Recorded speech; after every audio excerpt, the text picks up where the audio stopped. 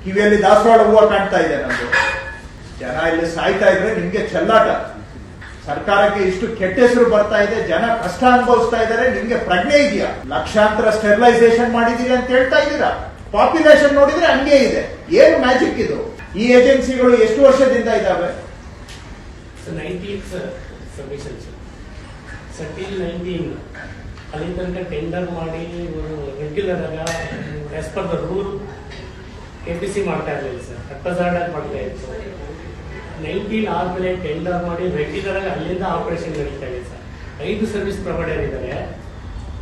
ಈಗ ಅದೇ 5 service provider ಮಾತ್ರ NGOಗಳು ಮಾತ್ರ ಆಪರೇಷನ್ ಮಾಡ್ತಾ ಇದ್ದಾರೆ ಸರ್. ಬೇರೆ ಯಾವ NGOಗಳನ್ನು ಟು ರೀಚ್ ದ ಟಾರ್ಗೆಟ್ ಯಾರು ಬರ್ತಾ ಇಲ್ಲ ಸರ್. ಪರ್ಫೆಕ್ಟ್ಲಿ ಮ್ಯಾನೇಜ್ ಸಿಸ್ಟಮ್ ಇದೆ, ಅದು ಹೇಳಿ. ಔಟ್ಸೈಡರ್ ಬರೋ ಆಗಿಲ್ಲ, ಇನ್ಸೈಡರ್ ಇವರೇ ಇರಬೇಕು. ಇನ್ನ 100 ವರ್ಷ ಆದ್ರೂ ಇದೇ ಕೆಲಸ ಮಾಡ್ತಾ ಇರ್ಬೇಕು. ನಾನು ಹೇಳ್ತೀನಲ್ಲ ಪದೇ ಪದೇ, ಬೆಂಗಳೂರಿನಲ್ಲಿ ಹಳೆ ಕಲ್ಲು ಹೊಸ ಬಿಲ್ಲು, ನಿಮ್ದು ಅದೇ ಸಂಸ್ಕೃತಿ.